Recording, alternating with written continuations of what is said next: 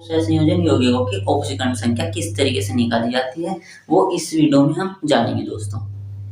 देखो हमारे पास है CO, Cr और Ag, Ni। इनकी हमें ऑक्सीकरण संख्या निकालनी है जिनके नीचे डैश डैश का चिन्ह लगा हुआ है। देखो दोस्तों जो जटिल यौगिक होते हैं ना हमारे, इनमें हमें जो ऑक्सीकरण संख्या निकालते हैं वो सेंट्रल मेटल एटम की यानी केंद्रीय धातु परमाणु की ऑक्सीकरण संख्या निकाली जाती है। इसके अंदर केंद्रीय धातु परमाणु है CO, इस जटिल यौगिक के अंदर Cr है केंद्रीय धातु परमाणु, और इसके अंदर Ni है केंद्रीय धातु परमाणु, और इस जटिल यौगिक के अंदर Ag है केंद्रीय धातु परमाणु।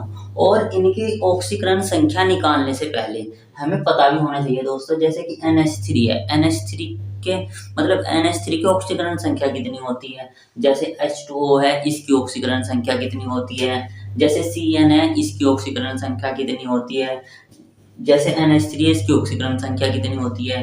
तो दोस्तों जैसे कि NH3 इसकी ऑक्सीकरण संख्या 0 होती है, जो H2O है उसकी 0 होती है, जो CN है उसकी -1 होती है, जो Cl है इसकी -1 होती है, जो F है इसकी -1 होती है। जब हमें इन चीजों का पता होगा तभी हम ऑक्सीकरण संख्या निकाल सकते हैं। तो देखते हैं दोस्तों किस तरीके से इनकी ऑक्सीकरण संख्या निकाली जाती है, और अगर आप इस वीडियो को पूरा देखेंगे तो आप भी ऑक्सीकरण संख्या निकालना सीख जाओगे दोस्तों।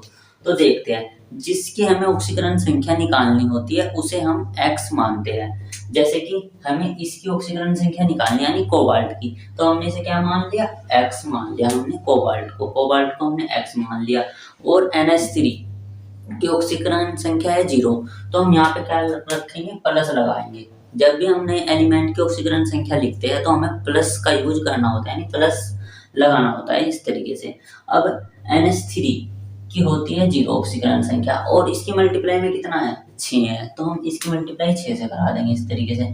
फिर हम प्लस का यूज करेंगे, और यहाँ पे Cl की है -1, तो हम यहाँ पे क्या करेंगे, -1 कर देंगे इस तरीके से, और मल्टीप्लाई क्या है 3 से इसकी मल्टीप्लाई करा देंगे इस तरीके से, और बराबर 0 क्यों आया बराबर, अगर यहाँ पे प्लस होता तो हम यहाँ पे प्लस लिखते, और यहाँ पे माइनस होता तो हम यहाँ पे माइनस लिखते। यहाँ पे कुछ नहीं है इसलिए हमने यहाँ पे 0 लिखा है दोस्तों।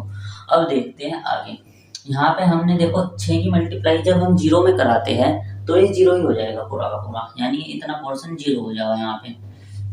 अब देखो -1 की मल्टीप्लाई 3 में करेंगे, 3 की मल्टीप्लाई -1 में करेंगे तो -3 हो जाएगा यहाँ से, -3 और प्लस माइनस हमेशा माइनस होता है, तो माइनस के कितने आ जाएंगे, 3 आ जाएंगे यहाँ से, तो इक्वल टू हमारे पास क्या है 0।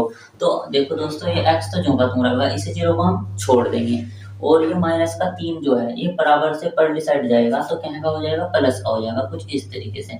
तो दोस्तों हम देख सकते हैं कि x बराबर +3 आया, तो ये कह सकते हैं कि जो कोबाल्ट है, कोबाल्ट की जो ऑक्सीकरण संख्या है वह +3 है।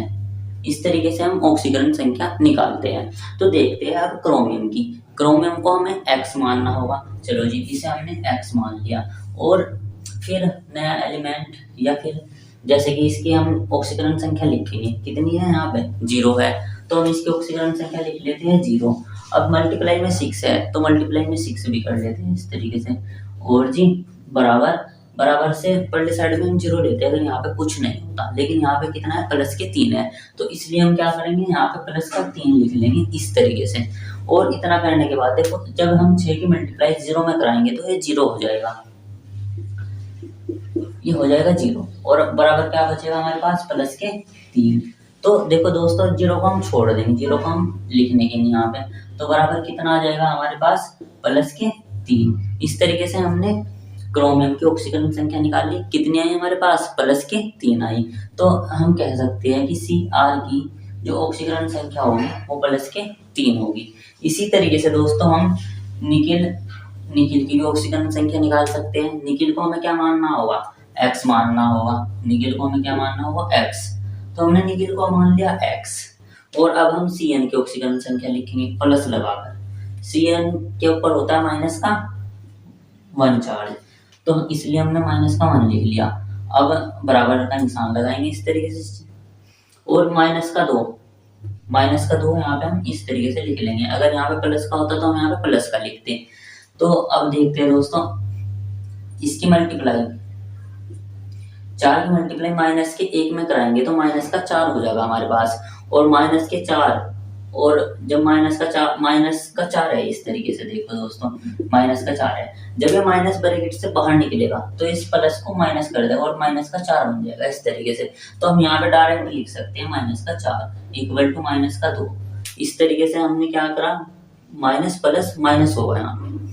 अब x बराबर कितना हो जाएगा, माइनस के 2 प्लस के 4, क्योंकि माइनस का था यहाँ पे, इधर जाके क्या होगा, प्लस का होगा।